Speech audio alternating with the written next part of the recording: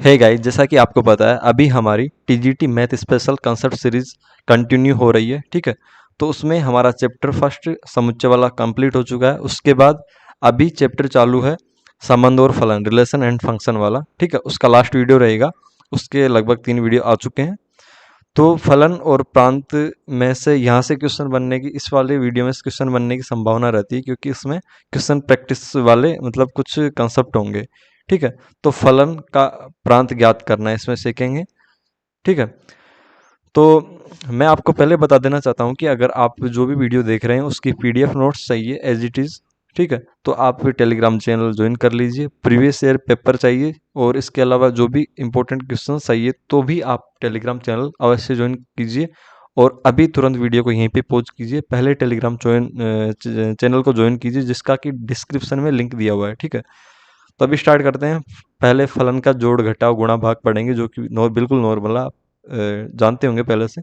दो फलनों को कैसे जोड़े, एफ एक्स और जी एक्स है, जैसे कि एफ एक्स बराबर एक्स स्क्वायर प्लस 2x है, जी एक्स बराबर एक्स क्यूब प्लस 5 है। ठीक है, तो एफ एक्स प्लस जी एक्स बराबर होगा x square plus 2x plus x cube plus 5, जो कि हम नॉर्मली जोड़ते हैं। एक्स क्यूब आ जाएगा, उसके बाद एक्स स्क्वायर आ जाएगा, उसके बाद 2x आ जाएगा, उसके बाद 5 आ जाएगा। ठीक है, इस तरीके से इसका जोड़ होता है, कोई बड़ी बात नहीं है। ठीक है, अंतर तो इसमें से इसको घटाएंगे तो x square as it is आ जाएगा प्लस 4x प्लस 5। ठीक है, माइनस 2x प्लस 1। ठीक है, तो x square as it is आ जाएगा, 4x में से 2x गया तो 2x का बचेंगे प्लस वाले। ठीक है, 5 में से 1 गया तो 4 बचेंगे। ठीक है, तो इस तरीके से घटाव कर सकते हैं दो फलनों का। गुणन करने के लिए जैसे कि एक्स स्क्वायर प्लस 1 है और एक्स प्लस 2 है। ठीक है, पहले एक्स स्क्वायर का एक्स प्लस 2 के साथ गुणा कर दीजिए, एक्स क्यूब प्लस 2x मिलेगा, उसके बाद 1 का एक्स प्लस 2 के साथ तो एक्स प्लस 2 मिलेगा। ठीक है, तो आप इसको फाइनल रिजल्ट मिलेगा x cube plus 3x plus 2। ठीक है, इस तरीके से गुणा कर सकते हैं। भाग के लिए एफ एक्स, भाग के लिए तीनों में कंडीशन कुछ भी नहीं थी, लेकिन भाग में कंडीशन होती है कि जो नीचे वाला पार्ट है जी एक्स, ठीक है, जो फलन है वो 0 के इक्वल नहीं होना चाहिए, अन्यथा अपरिभाषित फलन हमको प्राप्त होगा। ये क्या होता है, सब कुछ हम लिमिट वाले चैप्टर में पढ़ेंगे।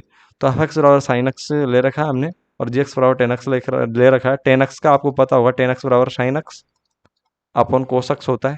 ठीक है, तो एफ एक्स बराबर साइन एक्स नीचे टेन एक्स। ठीक है, उसके बाद sine x upon ten x को हम सूत्र लिखेंगे ten x upon cos x. ठीक है, तो ये कट जाएगा और 1 बाई कुल मिला के ये जो चीज़ है। ठीक है, जब किसी भी चीज़ का जो कि भिन्न में होती है उसका भाग दिया जाता है तो ऊपर जाके मल्टीप्लाई हो जाती है। जैसे कि अगर इसको ऐसे लिख सकते थे हम cos x upon sine x. ठीक है, तो साइन एक्स से साइन एक्स कैंसिल होता, तो कुल मिला के फाइनल रिजल्ट कोस एक्स के रूप में हमको मिल जाएगा। ठीक है, तो ये फलनों का भाग हो गया। अब चलते हैं फलनों का प्रांत कैसे याद करते हैं। टाइप फर्स्ट हम ये जो अभी लिया है भाग वाला, उसी को देखेंगे। ठीक है, इस प्रकार के फलन लेंगे अंश बटे हर वाले रूप के। ठीक है, जिसमें हर कभी भी 0 के बराबर नहीं होगा, अन्यथा फलन अपरिभाषित हो जाएगा, उसका प्रांत हम ज्ञात ही नहीं कर सकते। ठीक है, तो इस आधार में एफ एक्स बराबर हमने ये लिया है, आर टू आर में फंक्शन है। ठीक है, तो प्रांत क्या होगा, तो प्रांत एक्स बराबर जितनी भी वैल्यू रखी जाएगी, मतलब यानी कि जितने आर में जितनी भी वैल्यू रखी जाएगी वो इसका प्रांत होगा। ठीक है, तो यहाँ पे हमको क्या कंसेप्ट बनाना है, हर 0 नहीं होना चाहिए। ठीक है, एक्स प्लस 5 नॉट इक्वस 0। ठीक है, तो इधर पक्षांतरण करते हैं, एक्स नॉट इक्वस -5। ठीक है, तो x का मान -5 नहीं होना चाहिए, इसके अलावा हम कुछ भी रख सकते हैं। ठीक है, उसमें ये अपरिभाषित नहीं बनेगा और कुछ ना कुछ वैल्यू प्राप्त होगी। तो जो x का मान ही r मतलब यानी x का मान ही क्या होता है, जो अब यहाँ पे पुट करते हैं x का मान, वही होता है, क्या होता है, प्रांत होता है। क्योंकि हमने पढ़ा है x और y दो जो अवयव प्राप्त होते हैं, इसमें पहला वाला प्रांत को डिनोट करता है, दूसरा वाला किसको, परिसर को डिनोट करता है। ठीक है, परिसर को डिनोट करता है। तो इसमें जो क्या नाम है, वाई वाला है फंक्शन, तो वाई वाला ये एफ एक्स निर्धारित कर रहा है, वाई बराबर एफ एक्स लिख सकते हैं, और एफ एक्स बराबर ये वाला फलन यहाँ पे दिया हुआ है। ठीक है, तो परिसर इससे एफ एक्स से ज्ञात करेंगे, एफ एक्स की वैल्यू से, और प्रांत ज्ञात करेंगे इससे। ठीक है, तो यहाँ पे प्रांत ही पूछ रहा है, तो क्या होगा, एक्स का मान -5 के बराबर नहीं होगा, तो फिर प्रांत क्या होगा, प्रांत होगा कि हम कह सकते हैं कि आर का कोई भी मान ले सकते हैं। ठीक है, आर में से केवल -5 को नहीं लेंगे। तो ये वाला इसका प्रांत हो जाएगा। इस तरीके से इसका प्रांत ज्ञात करते हैं। अगले क्वेश्चन पे चलते हैं। ये भी R2 R में फंक्शन है, एफ एक्स बराबर ये दे रखा है, तो प्रांत ज्ञात करो। तो कुल मिला के इन क्वेश्चनों में हमको हर को 0 के इक्वल नहीं करना है, ठीक है। इस तरीके से नॉट इक्वल 0, इसका क्या कीजिए, इसके गुणनखंड कर दीजिए x square plus 2x plus 3x plus 6 बराबर नॉट इक्वल 0, ठीक है। x कॉमन आएगा x प्लस 2, फिर यहाँ पे 3 कॉमन आएगा, इसके बाद x प्लस 2, ठीक है, नॉट इक्वल 0। उसके बाद x plus 2 then x plus 3 not equal 0, ठीक है। इसका मतलब x नॉट इक्वल्स -2 एंड -3, ठीक है। तो r जो आएगा, r की हम कोई भी वैल्यू रख सकते हैं, ठीक है, -2 और -3 के अलावा। तो प्रांत क्या होगा, प्रांत होगा, सीधा लिख सकते हैं ऐसा निकाल के, प्रांत होगा r -2 और -3, मतलब दो वैल्यू हम पुट नहीं कर सकते, इसके अलावा कोई भी वैल्यू पुट कर सकते हैं, ठीक है। अगले क्वेश्चन पे चलते हैं।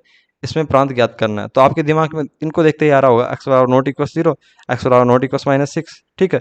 3 वैल्यू हटानी चाहिए, लेकिन आपको ऊपर भी देखना है क्या कट तो नहीं रहा, ठीक है।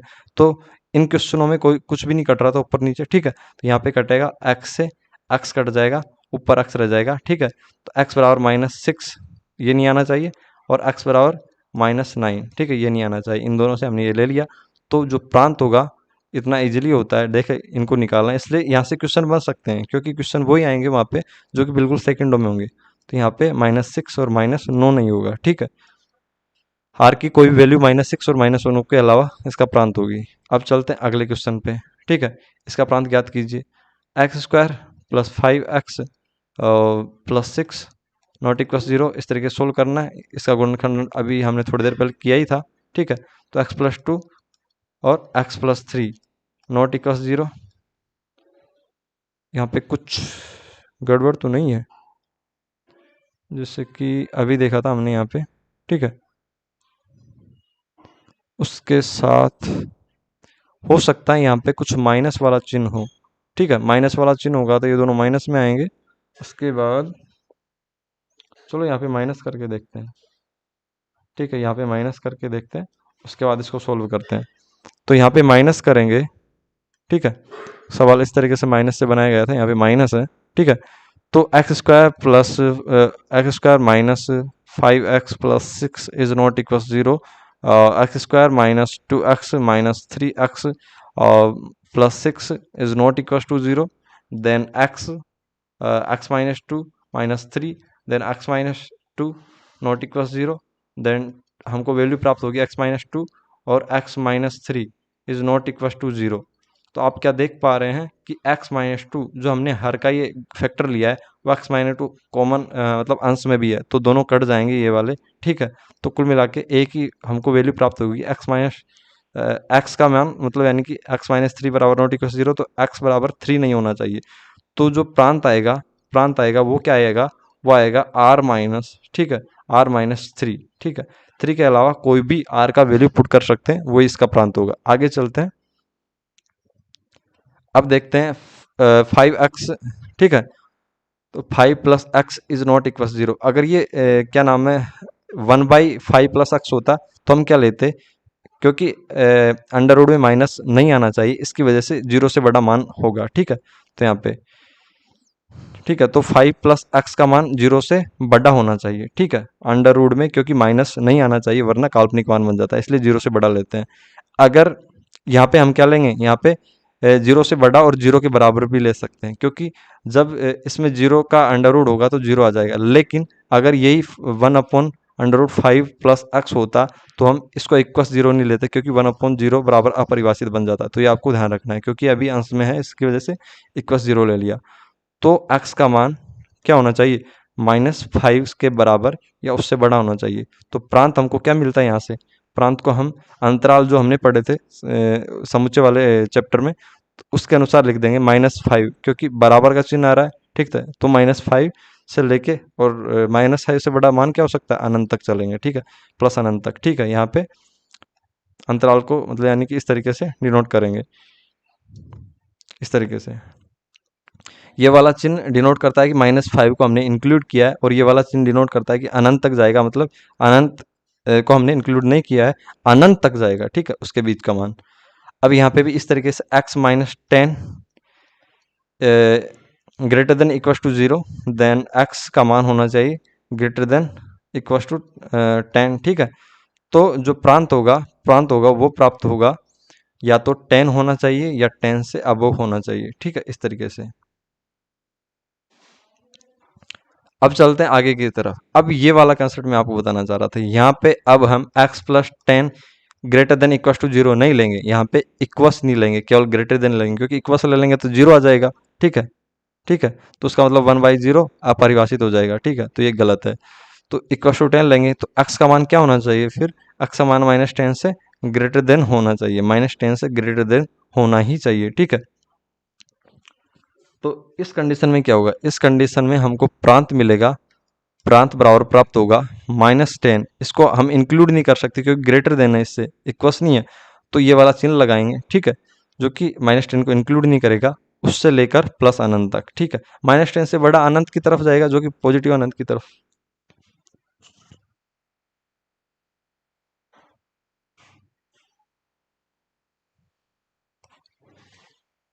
जैसा कि हमारा नेक्स्ट क्वेश्चन है, उसमें एफ एक्स बराबर 9 माइनस एक्स स्क्वायर दे रखा है, तो इसमें क्या करेंगे, क्योंकि अंश में है तो 9 minus x square greater than equals लगाएंगे, ठीक है, इक्वस टू 0, ठीक है। तो हमको दो वैल्यू प्राप्त होगी, 9 माइनस एक्स स्क्वायर का 9, जैसे कि एक मेथड तो ये 9 का इधर पक्षांतरण कर देते हैं, ठीक है, इस तरीके से पक्षांतरण करेंगे माइनस एक्स स्क्वायर, ठीक है, -9।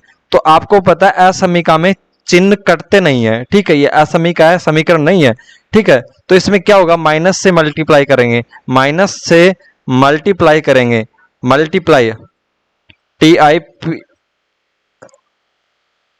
मल्टीप्लाई है ना, मल्टीप्लाई करेंगे, ठीक है, दोनों तरफ। तो क्या होगा, ये असमीका का चिन्ह चेंज हो जाएगा, ठीक है। तो क्या होगा, x square less than equal to 9 हो जाएगा। एक तो ये तरीका है, या आप क्या कर सकते हैं, इस एक्स स्क्वायर का इधर पक्षांतरण कर सकते हैं, ठीक है। तो आपको क्या प्राप्त होगा, 9, ठीक है, greater than equals x square. तो आप इसको इधर चेंज करके लिख दीजिए एक्स स्क्वायर, इसका मुंह उधर चेंज कर दीजिए, ठीक है, 9 कर दीजिए। क्या आपको यही वैल्यू मिली? बिल्कुल एज इट इज यही वैल्यू मिली, ठीक है। तो x बराबर क्या मिलेगा, x बराबर 2 मान मिलेंगे, क्योंकि किसी भी का भी अंडर रूट करते हैं, जैसे 9 का अंडर रूट होगा तो +-3, ठीक है। तो +-3 x की वैल्यू मिलेगी। हम संख्या रेखा बना लेते हैं, ठीक है। यहाँ पे एक तो यहाँ पे ले लेते हैं -3 और यहाँ पे ले लेते हैं +3, इधर अनंत और इधर माइनस अनंत, ठीक है। तो अब चलते हैं x का मान रख के देखते हैं, ठीक है।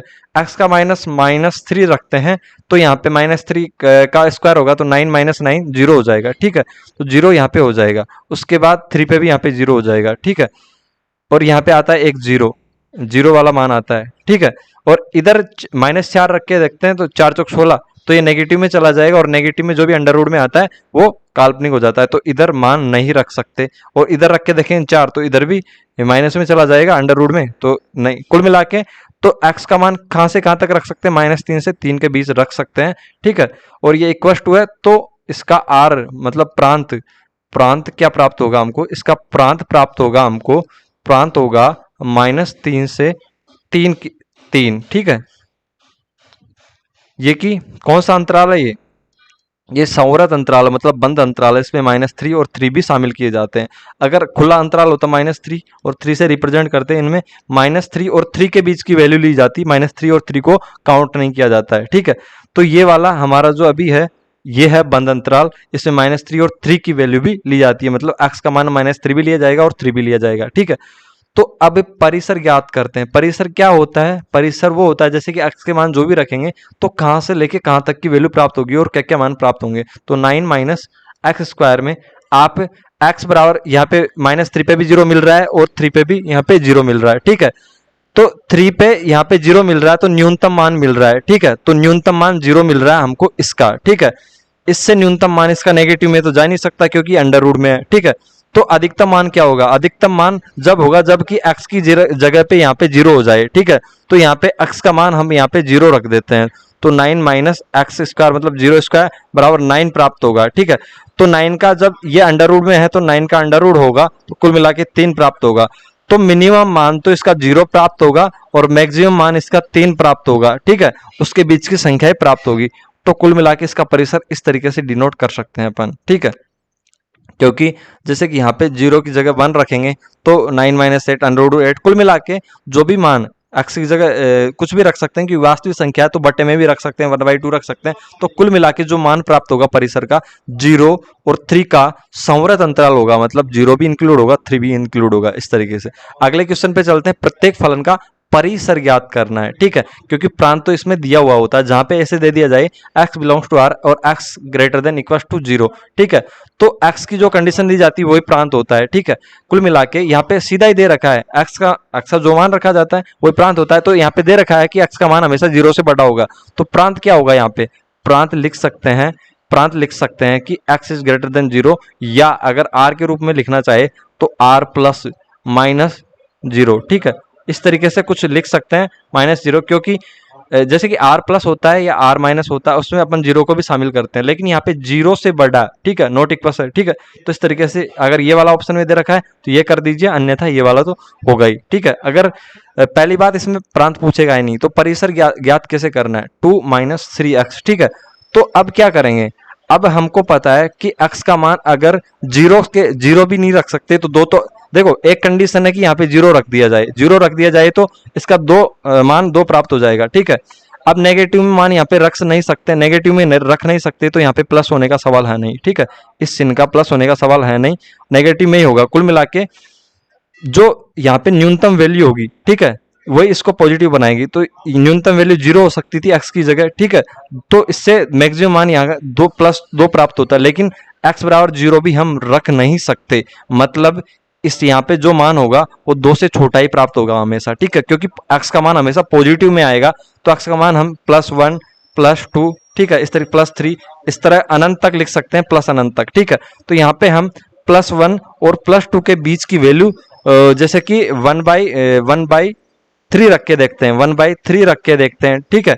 तो यहाँ पे हमने 2 - 3 इंटू 1/3 रखा तो 3 से 3 कट गया, 2 - 1 बराबर 1 मिल गया, ठीक है, ये 1 मिल गया। ये 2 के नीचे वाली वैल्यू है कुल मिला के, ठीक है। जैसे कि यहाँ 1/3 रखा था तो कुल मिला के हम एक वैल्यू और रखते हैं, 3/2 लिखते हैं, जो कि 1.5 कहलाएगी, ठीक है, 1 और 2 के बीच में आएगी। 2 माइनस यहाँ पे 1 मिनट यहाँ पे चलते हैं, यहाँ पे 3/2 कैसे बना सकते हैं? यहाँ पे 3/2 ऐसे बना सकते हैं, 3 × 3/6 करके, ठीक है। तो यहाँ पे 3/6 करेंगे तो 2, कुल मिला के 2 - 1.5, तो यहाँ पे 0.5 मिलेगा। कुल मिला के जो भी मान मिलते जाएंगे वो क्या होंगे? वो हमेशा न तो 2 के बराबर होंगे, 2 से छोटे होंगे, और ठीक है 2 से छोटे होंगे, और कहाँ तक जाएंगे उसके मान? जैसे कि यहाँ पे +1 रखा तो ये माइनस का, जैसे कि 2 - 3x है, यहाँ पे हमने x की जगह +1 रखा, क्योंकि पॉसिबिलिटीज मान है वो 1 से शुरू होंगे और अनंत तक जाएंगे, ठीक है। तो हमने अभी 1 से छोटे मान रखे थे, ये 1/3, ठीक है, 1/3 जो भी रखे थे, 1/9, ठीक है, ये 1 से छोटे मान रखे थे, उसमें हमको 2 और 1 के बीच की वैल्यू प्राप्त हो रही थी यहाँ पे, ठीक है, यहाँ पे 2 और 1 के बीच की वैल्यू प्राप्त हो रही थी। लेकिन जब हम 1 रखेंगे तो यहाँ पे नेगेटिव में मान प्राप्त होना शुरू हो जाएंगे, 1 रखेंगे तो -1 प्राप्त होगा। इस तरीके से जो मान अग्रसर होगा वो माइनस अनंत की तरफ होगा।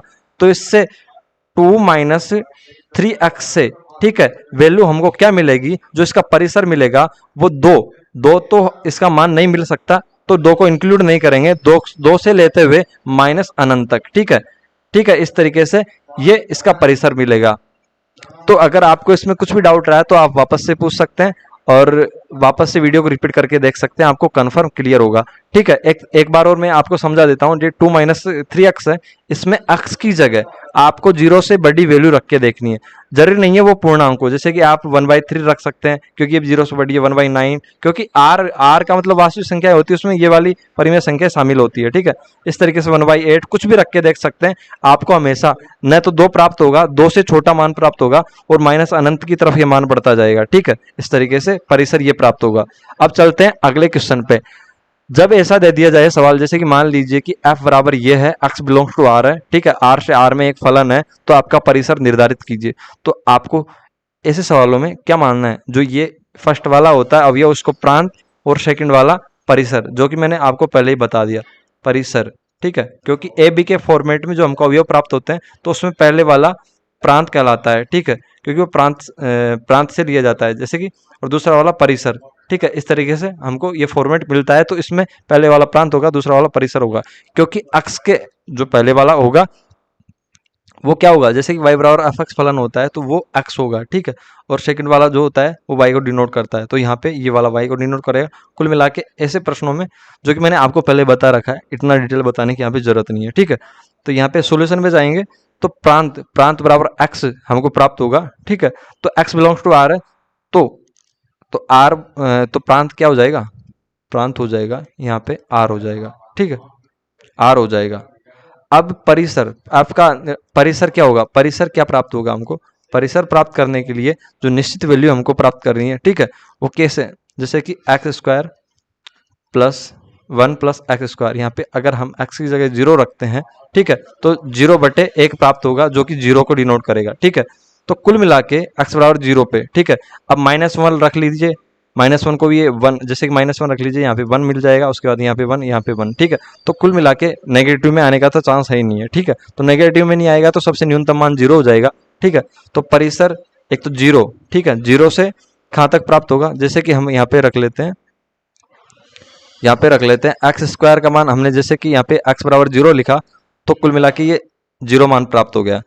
तो ऐसा कौन सा मान रखे कि अब ये मतलब इसकी वैल्यू हमको डिफरेंट प्राप्त हो जाए, ठीक है। जैसे कि हम अब रखेंगे 1 या -1, इस तरीके से +-1, इस तरीके से +-2, इस तरीके से प्लस - अनंत तक रखते जाएंगे, ठीक है, x का मान।